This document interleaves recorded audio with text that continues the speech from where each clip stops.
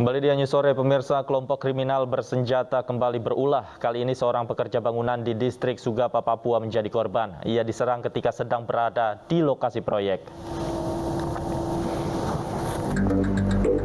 Pekerja proyek pembangunan rumah dinas sosial Pemda Intan Jaya di distrik Sugapa, Papua diserang orang tak dikenal. Pekerja berinisial AK diserang saat berada di lokasi proyek. Korban terluka di bagian punggung dan langsung dibawa ke rumah sakit Nabire. Rekan korban yang saat kejadian berada di lokasi berhasil menyelamatkan diri. Dari hasil penyelidikan, polisi menemukan bahwa penyerangan diduga dilakukan oleh salah satu anggota KKB.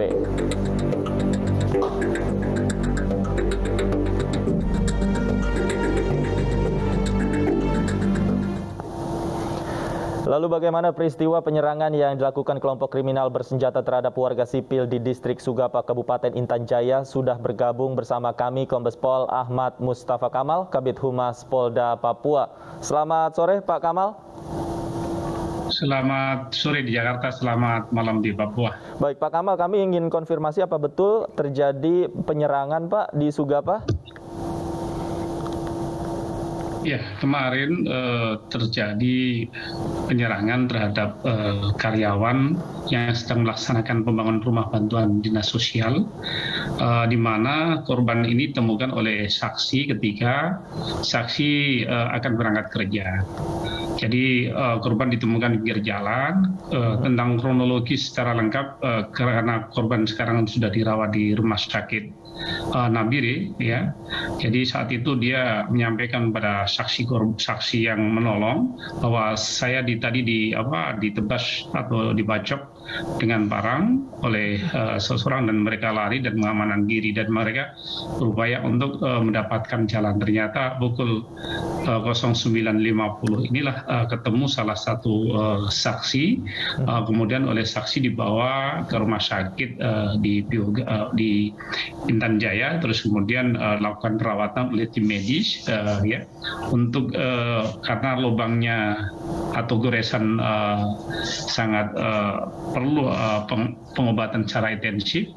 Dengan panjang 16 cm dan kedalaman ada 5 cm, langsung dilakukan pemberbalan dan penjahitan oleh dokter setempat agar darah tidak banyak keluar. Terus kemudian tidak lama, sekitar pukul 12.30, korban dapat dievakuasi ke Nabire untuk dilakukan perawatan. Mudah-mudahan situasi dan kondisi korban membaik, karena kemarin korban sendiri dalam keadaan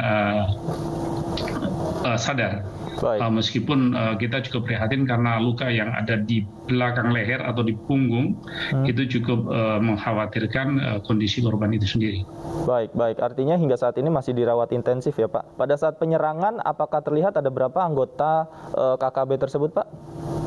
Ada beberapa orang, memang kan yang bersangkutan ini tidak terlalu pedulikan karena yang bersangkutan juga konsentrasi pekerjaan, jadi lagi sedang mempersiapkan pekerjaannya, tiba-tiba datang, terus kemudian mereka melakukan kekerasan dan berupaya untuk korban itu menghindar, meskipun sempat dikejar dan yang bersangkutan sempat sembunyi di lereng, kemudian berupaya yang bersangkutan merapat ke pinggiran jalan dan ditemukan oleh saksi, dan saksi langsung bawa rumah sakit atau puskesmas tempat untuk perawatan atau pertolongan pertama terhadap korban. Baik, tidak ada tembakan yang dilepaskan oleh anggota KKB pada saat penyerangan itu Pak ya?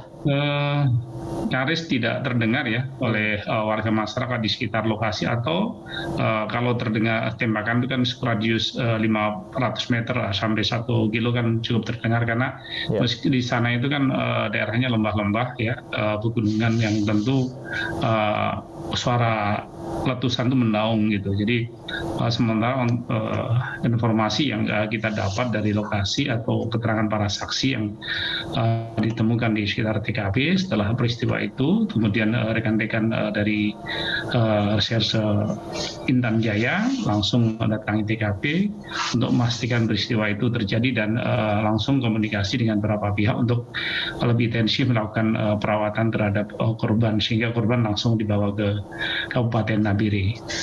Baik, apakah ada informasi terkait adanya korban lain mungkin Pak? Jadi sampai saat ini kita belum dapat informasi secara lengkap. Kita juga masih komunikasi dengan pihak Pemda karena itu adalah salah satu proyek bantuan dari pemerintah untuk agar segera terselesaikan ya. Mudah-mudahan dengan situasi ini kita akan lebih intensif untuk melakukan pengawalan ya kepada pihak-pihak baik pihak ketiga dalam pemenangan tender agar komunikasi kepada rekan-rekan kami di kewilayahan baik di tingkat Polres maupun di Polsek, baik rekan-rekan TNI yang ada di sana atau anggota BKO TNI Polri yang ada di sana sehingga aktivitas pekerja di lapangan itu dapat termonitor, dapat diketahui oleh rekan-rekan yang ada di wilayah baik di distrik maupun di kabupaten itu sendiri. Baik, Pak Kamal, apakah dalam pelaksanaan proyek-proyek khususnya juga proyek pemerintah ini memang pengawalan juga sudah dilakukan oleh petugas khususnya di daerah-daerah yang memang rawan, Pak Kamal?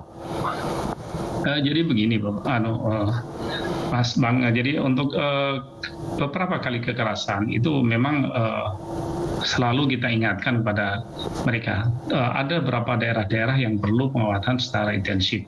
Kemudian ada daerah-daerah yang karena itu berdampingan dengan pos TNI, pos Polri, tentu dengan sendiri akan mudah komunikasi. Sehingga berkali-kali kita menghimbau kepada semua pihak, bukan kepada karyawan, kepada para pekerja lainnya seperti tukang ojek, pedagang dan sebagainya, selalu kita menghimbau untuk tetap waspada jika berada di tempat-tempat tertentu ya.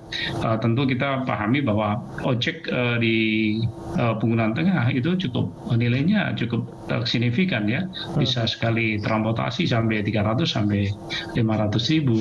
Itu terkadang juga terjadi kekerasan terhadap tukang ojek. Maka dari itu para Kapolres sudah mengingatkan baik di Kabupaten Intan Jaya, Kabupaten Duga, Kabupaten Puncak Ilaga dan kabupaten lainnya tentu diingatkan kepada rekan-rekan untuk tetap waspada. Untuk jalur ini jangan sampai masuk ke sana. Daerah sana adalah daerah perlu perhatian secara intensif agar tidak terjadi kekerasan dan tidak menjadi korban daripada kelompok kriminal bersenjata. Baik. Artinya tingkat kewaspadaan memang harus disiagakan dan sudah diingatkan kepada para pekerja ya. Terima kasih banyak Pak Kamal atas informasinya dan sudah bergabung bersama kami di iNews Sore. Selamat sore.